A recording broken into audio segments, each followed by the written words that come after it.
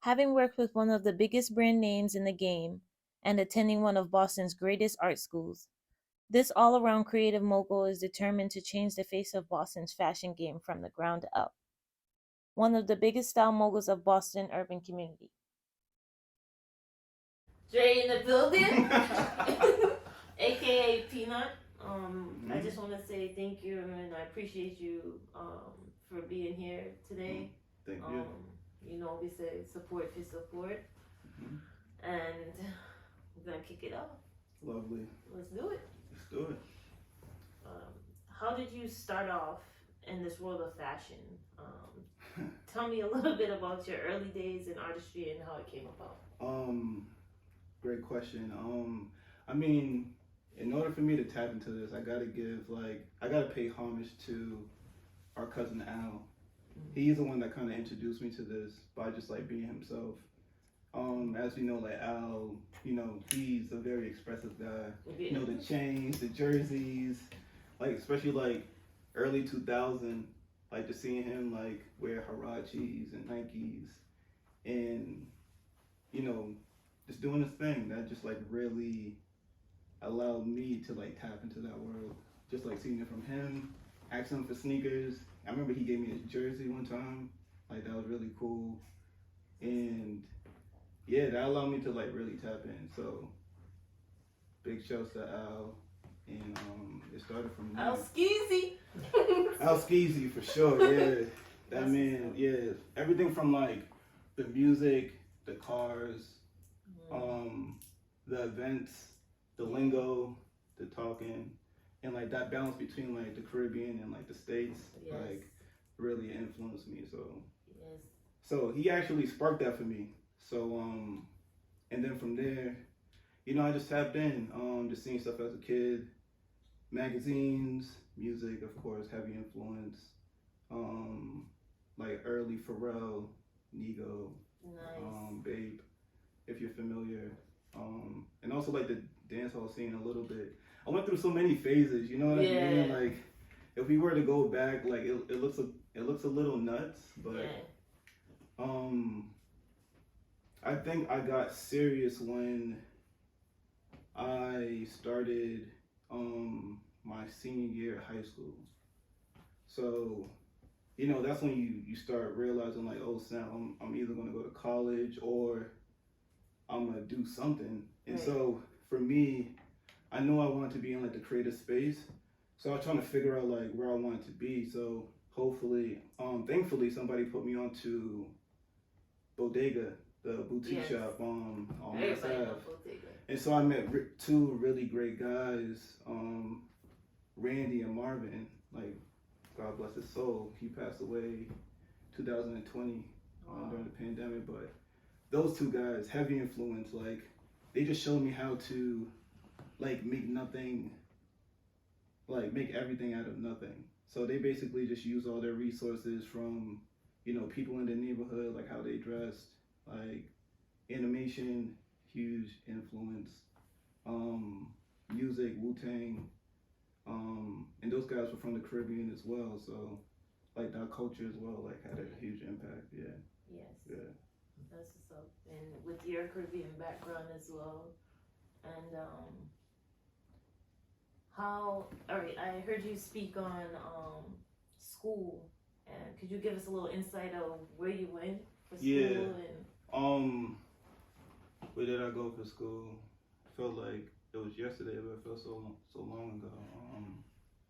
I went to BCLA.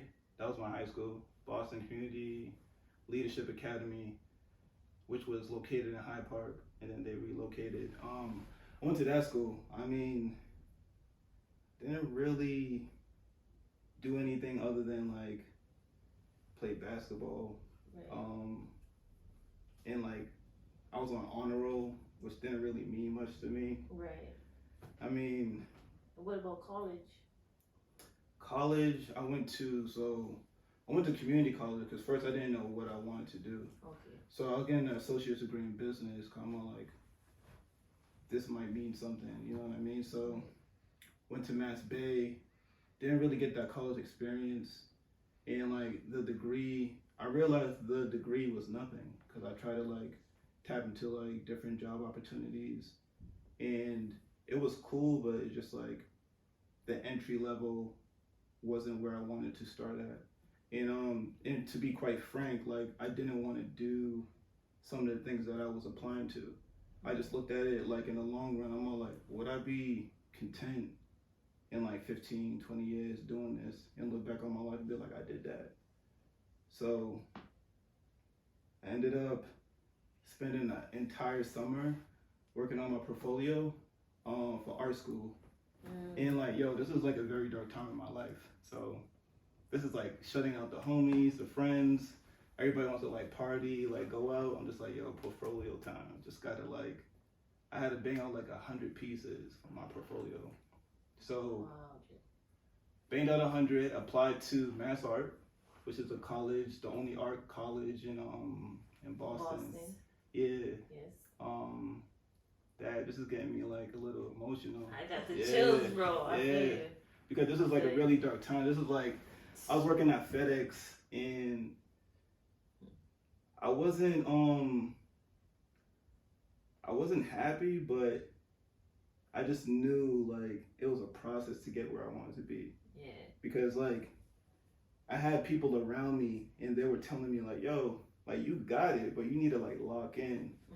And I'm all like, what does it take to really lock in? Like, what does that mean? Right. You know what I mean? Right. And it was a journey for me to like really figure that out, like how to lock in. So I was working on my craft. That was isolating people. That wasn't really like watering me. You know what I mean? And so that one summer, like that was a time that I really just like I buckled down. And I think like IG was like fresh. So I was like showcasing some of my stuff on IG. So this was like a minute ago. This was a while ago, yeah. And some people from like IG were just telling me like, yo, keep pushing. And they didn't even know like what the end goal was. They're just like, yo, just keep drawing. Like whatever you're doing, just keep doing that. It's like really dope. So getting that confirmation was nice. And then when I logged in my portfolio, I got accepted to Mass Art. And I met some cool homies there that I'm cool with to this day. And I study industrial design, similar to Ralph Simmons, who's a designer. What? Yeah. Ralph Simmons Simmons is that guy for sure.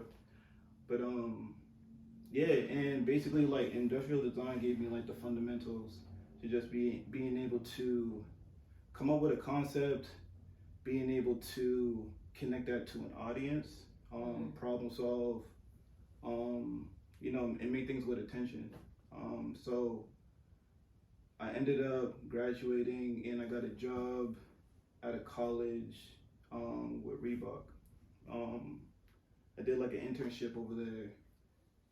I did an apprenticeship. I did an internship at Puma, and I did an apprenticeship at Reebok, and that was cool. That was a huge shift. I was doing footwear and apparel over there.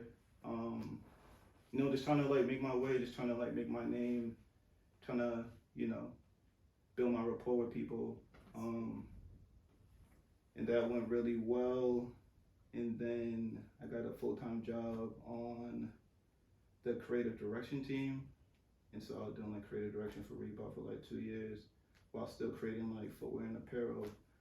And I'm still there to this day, but I'm just like, I'm all over the place. I've been tapping into like different spots. That's good. My bad, like, no. Just like reflecting on this, like, got me a little emotional. I'm just like, yo, I really like, I was definitely scared at one point. I'm just like, yo, what am I gonna do in my life? You know what I mean? So, and, I knew basketball wasn't it. Right. It's cool to play ball. That's another time where I feel free. Like hooping is just like something else, you know what I mean? Yeah. I'm not sure if you can relate, like something that just makes you forget about like worries and stuff like that. Yeah. You know what I mean? For me, it's like music. Yeah. And fashion. Yo, you got a story on that too, cause like anytime I see you. The fits are like memorable. I know, cause Yo, so it's just like, and seeing the progression from just like, you know, when we're kids, when we're dabbling in it, based on like what Mom Deuce can provide us, and like, and then we start like shopping on our own, and you see how the like the steez kind of like transitions to just like from then till now, from like your parents' influence to like what you purely want. You know what I mean? Like, you definitely have a portfolio, yo. Like, you have a portfolio for sure of like fits.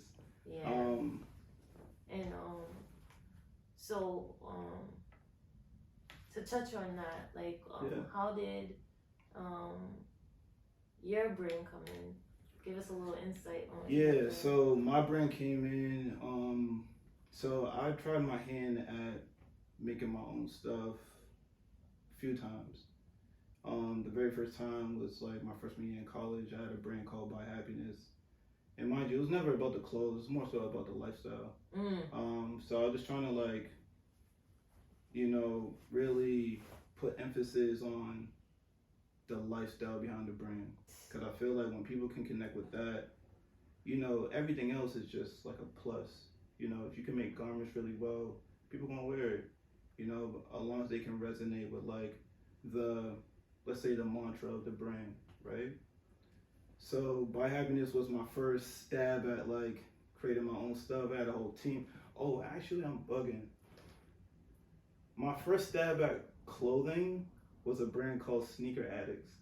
Oh, okay, Horrible name. But it was a crew. This was back in high school. And it kind of speaks for itself. I was into sneakers heavy. Shout out to Al for that. And I just became cool with a bunch of people who had a similar interest in sneakers. So we developed, I'll say, a crew, Sneaker Addicts. I remember that. You used to have some crazy. Still to this day, like in my mom's basement for sure. Like there's some stuff down there. And so, you know, using my illustration skills to just like draw things up. And I remember I was pushing it. This is when Karmaloop was a thing. Yes. I went to the Karmaloop building. Karmaloop was on Newberry. Yeah. In the day, remember that? Met this dude, Greg Corbis, or I forgot his last name. Had a meeting with him. He wanted to like feature the brand on the website, and but we just never like followed through with that. For some reason, we just felt like, I think the reason why we didn't follow through is because we felt like we could have done that on our own, opposed to like doing it through him getting a cut. We just wanted to like be independent. Because we also had friends that were independent that were doing it, so we just like, hey, how about we just try this route? Because everybody seems to be doing it. Right. Why can't we do it? And basically, like, if they could do it, I could do it too. Yeah, for sure. Yeah, and then, let's just say creative differences with the homies. Like people grew up, people grew apart. Yeah. So you know, people went out to do their own thing. So I ended up developing By Happiness. Still had a few people from the old crew come over. And By Happiness again, lifestyle. It's you know, it's a conversation starter. You'd be like, By Happiness, it kind of sounds like an oxymoron, just like By Happiness. How do you like show me? Like how do you do that? You know what I mean? And you see examples of people doing that but failing miserably, right? So with that, it was very important to display like what that meant and like what that looked like. So made a bunch of t-shirts with that. And my issue with that was just like not having enough funds to just like produce the stuff I wanted to. And so that crashed and burned.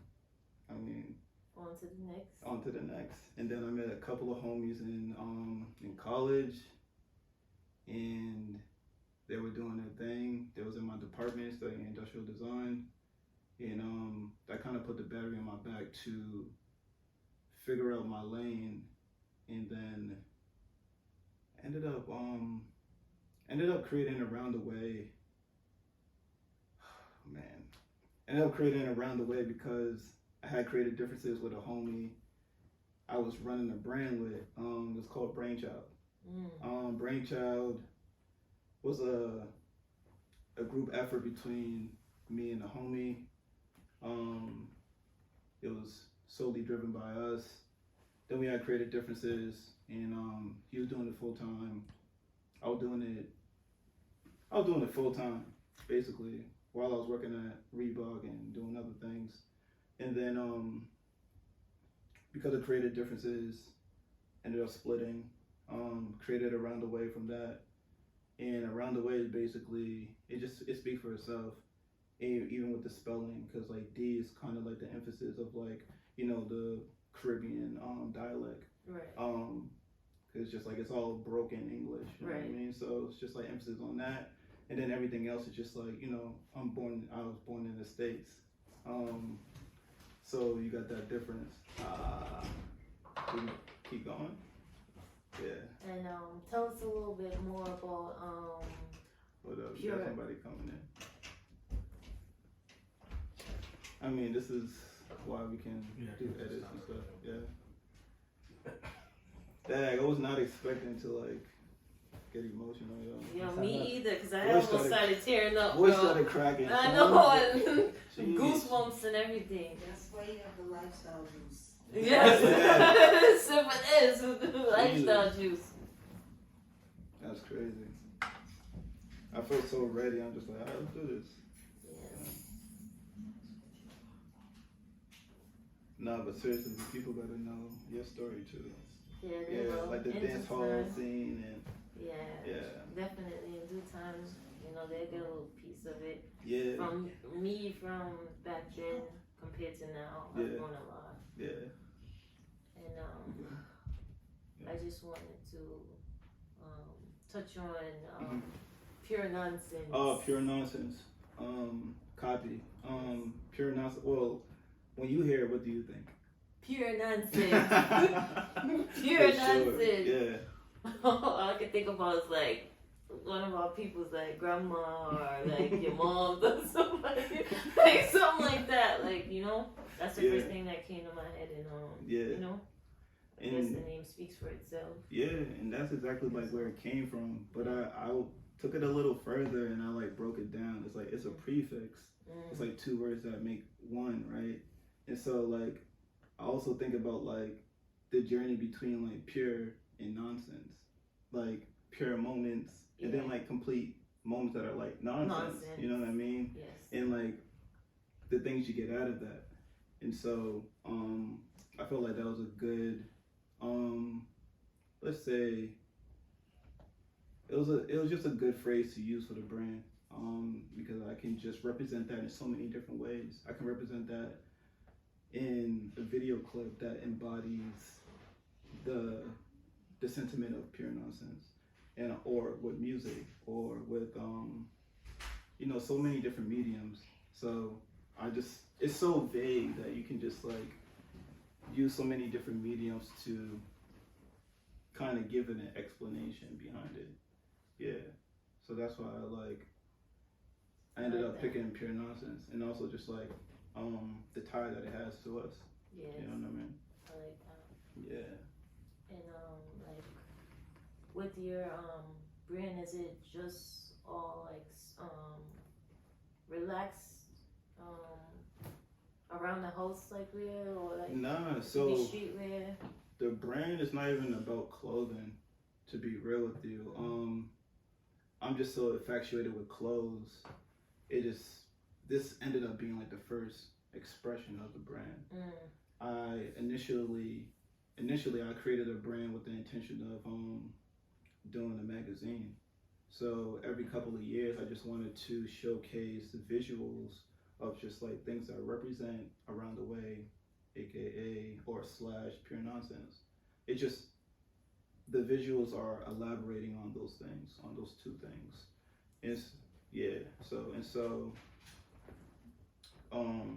It started as a magazine, and then I was just so eager to put out hoodies, cause I was just working with Brainchild, and I'm all like, I was making a sample for a hoodie while I was working on Brainchild.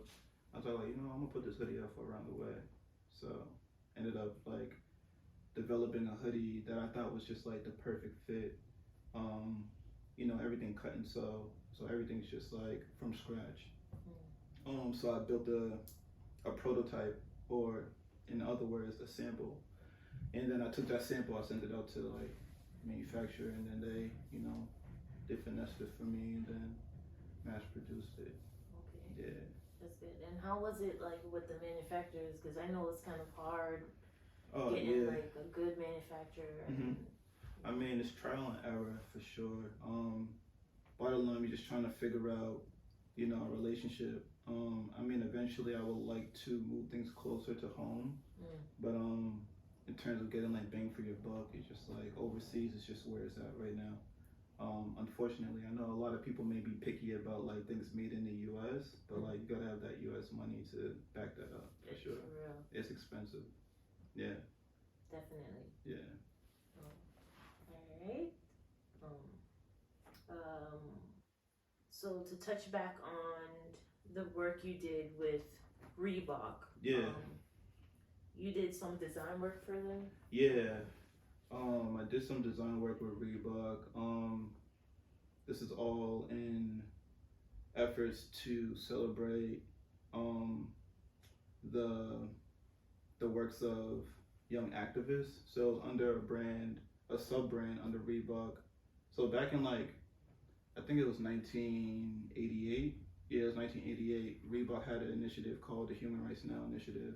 So basically, it was just bringing like awareness to just like child labor overseas, where they was using children to like in factories, um, basically abusing and just like taking advantage of children and having them in factories under like poor conditions. So they wanted to like raise awareness around that, and also something like the crimes and stuff that was happening around the world. So Reebok used that platform just to bring more attention to those things. And so in 2020, George Floyd was assassinated, Yes. and basically Reebok wanted to relaunch Human Rights Now to highlight those on the ground that was like doing everything they could to prevent that from happening in their neighborhoods. And so, and also other young activists that were doing like doing work around issues and problems that we weren't like privy to. So they tapped me, honestly. I don't know why. I think it's because I'm black, and so. Oh, you black and you creative. Oh yeah, See? no, without a doubt. But when you work in a corporation like that, like you got a lot of creatives. You know what I mean? They could have tapped anybody, but I think it's because But I was you being black added to. for sure, which is like, I guess you know what I mean. Like, Right. so I took it upon myself to like tap into that, and so I ended up creating like 2 pairs of footwear and some apparel for them. Basically just like relaunching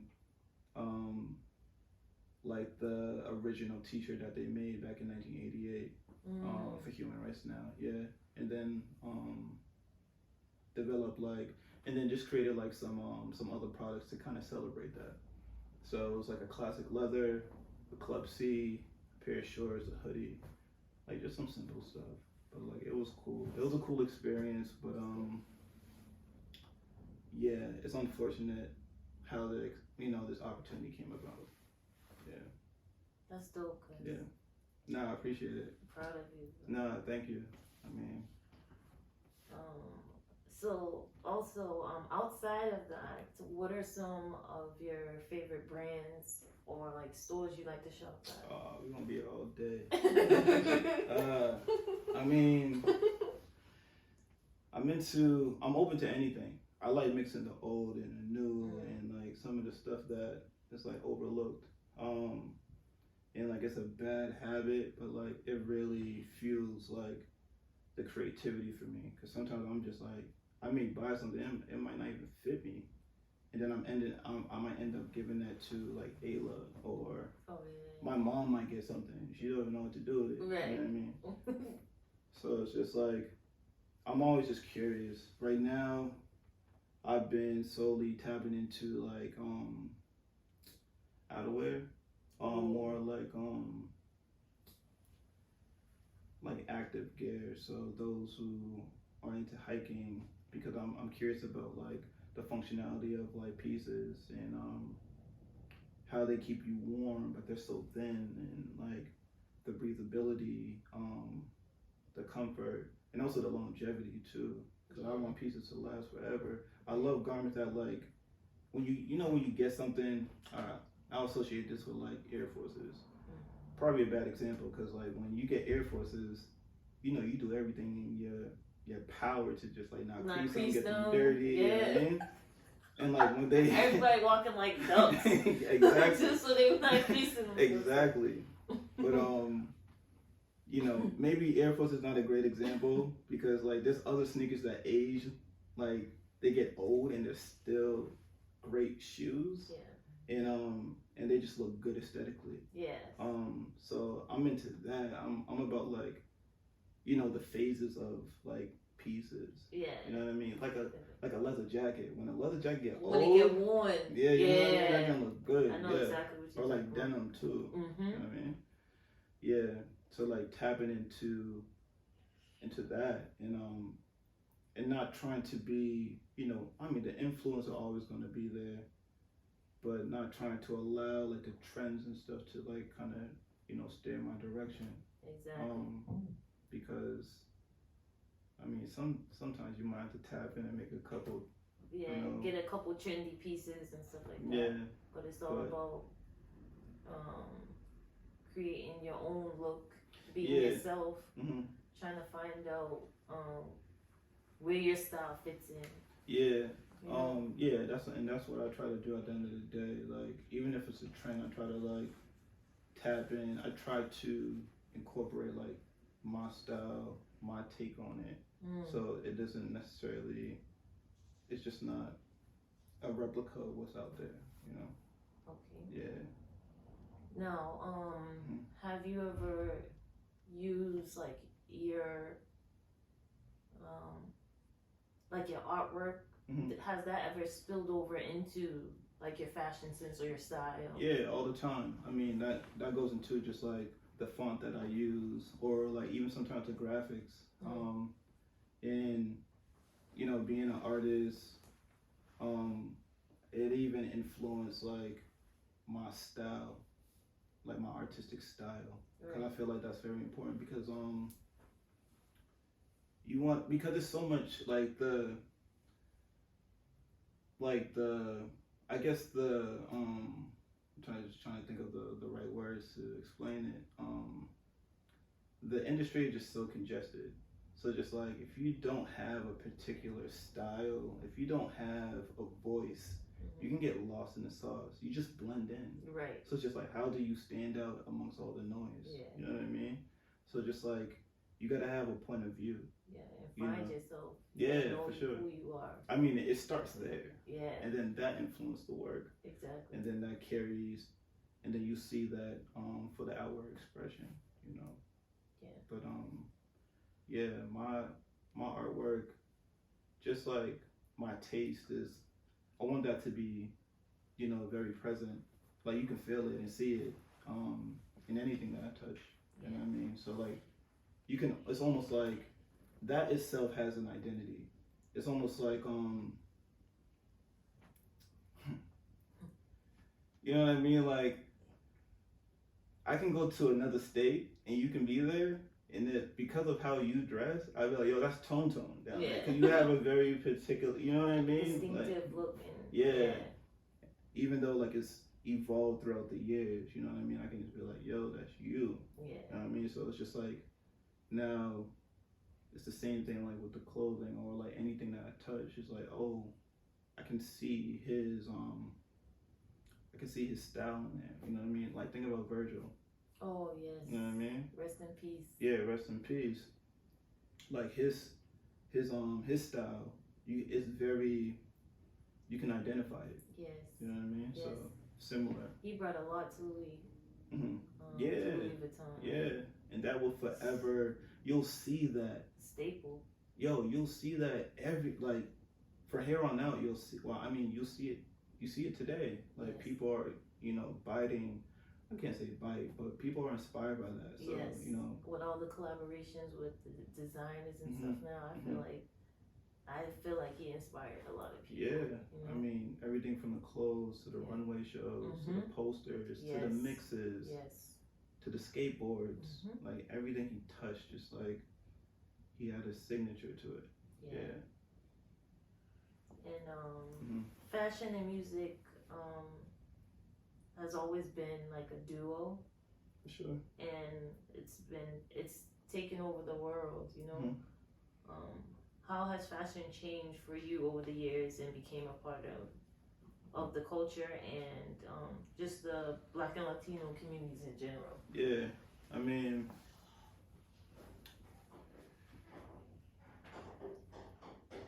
great question. I mean, yo, those are the two things, like fashion, music, and like God is like the only things that I like really care about. I mean, not to be like superficial or like surface level, but those are the things that like carry me out. You know what I mean? Like the music's crazy. You know what I mean? And also just seeing like the music videos. Yeah. You know what I mean? Like everything from back in the day, from like Puff and Missy Elliott to Aaliyah to Busta Rhymes, Janet Jackson, Michael Jackson, like those things have major influence on me. And even like today, like when I see some of these overseas artists like Burna Boy, Bad Bunny, like their styles are like crazy.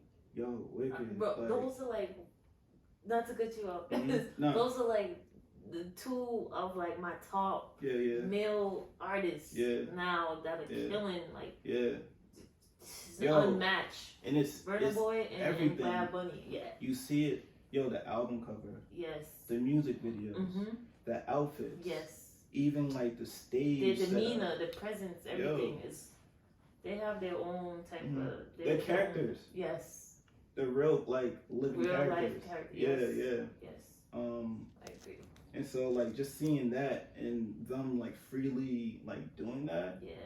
And you can see how that like kind of spilt over, like that spilt over into the world. Cause now the days like that's how people are dressing. Like that's how people going to the gas station like that. Yes, you know and finding inspiration. A lot of people are inspired by them and their looks, and even adding their own little touch and their own personality to those styles. Yeah, and like, I mean, I guess for me, like, it switches up. I mean, sometimes I'm loud, sometimes I'm just like, it's real calm. Yeah. You know what I mean? Like, I don't like too much attention, but like, even the calm stuff is bringing the attention. You know what I mean? But it all depends on the space that you're in. Yeah. But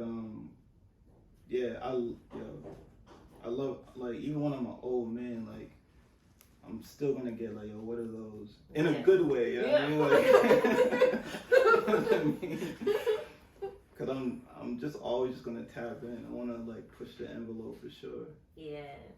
And I always think, I mean, not to drag this out, but I think about that too. Like, cause I look at older folks and I'm like, all right, you got the Kango on. That's cool. The Kango's cool. Yeah. Okay, you got the polo, you got the khakis on. Maybe I'll do something different. Maybe I want to do the khakis. Yeah. You got those shoes. Oh, why you got those? But it seems like when you get older, it's like you lean to this aesthetic, and I'm just so like, why? I like.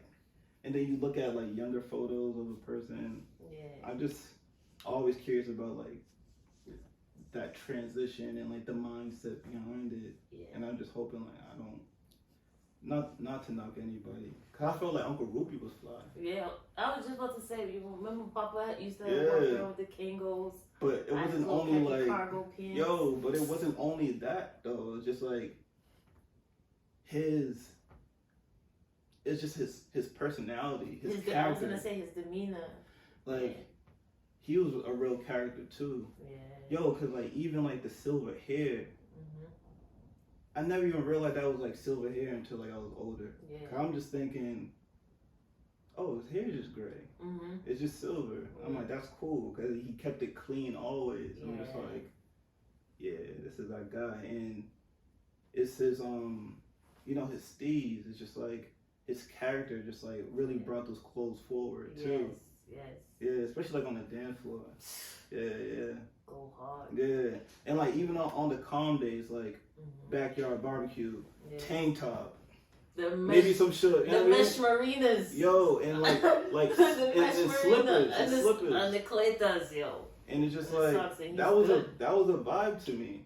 Yeah. That was a real vibe to me. So I'm like, this is Just real brought back some calm, like, memories. but like the haircut crisp. You know what I mean? Like, Yeah. so just like it's just those little things I be picking up. You know what I mean? Like Yeah. there's little things I picked up from like pretty much like Yeah. a lot of our family members. I'm just like, all right, that's So- cool. Check. That's cool. All right, cool. Yeah. You know what I mean? That's love, cuz. Yeah.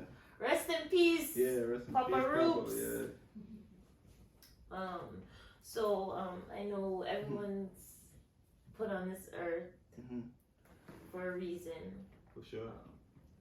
What do you feel are your passion and purposes? Another good question. That lifestyle juice? Yeah. Gotta take a sip of it. For sure. Yo, you trying to? Okay. What am I put on this earth for? Honestly, I'm just here to inspire. To be honest, and I don't want to even make it any more complicated than that, because like people are gonna do what they're gonna do at the end of the day. But I'm here to inspire, you know, and make people feel something. That's it. By no way I'm no role model at all. I don't want that responsibility. I think nobody should have that responsibility, because like there's so much that like, you know, influence somebody's decision outside of like what you teach them. You know what I mean? So at the end of the day, people are just gonna, you know, they're gonna do what they're gonna do. But I'm just here to inspire. I'm here to feel something. You know what I mean? I want to wake up every day, feel good, and like, you know, create. I feel like if I'm not creating, I'm not really living. So whether that's like a mix, clothes, a moment, you know what I mean? Even like when I link with my little bro, like making sure like we connect on something. Yeah. You know what I mean? Even if it's brief, like I'm seriously just trying to feel, cause I just feel like every day I wake up to something like negative. You know what I mean? Like people dying for like nonsense. It's like or something happening in the world. Donald Trump doing something outlandish, like. And so when all these things are happening, it's just like it's a little overwhelming. And then it's like, where do you get these pockets of joy? You gotta create them for yourself. Yeah. Yeah. So yeah, inspiring, making people feel something, and you know, trying to leave my mark. You know, I want people to know I'm here. I was here. Yes. Yeah. So. Trying to grab the masses out here. Yo, straight up. Trying to grab the Straight up. masses. Yeah. Elevation. Yeah. Cheers to that. Cheers. For sure. Oh, supposed to sit back to that. I appreciate you, cuz, for No, coming through. No, showing thank you. love. No, congratulations. This is major. Yeah. I hope I can do this again. Yes, Um, definitely. Hope this is just the first of many. Yes, For sure. definitely. Yeah. Thank you. You're welcome, cuz. For Love.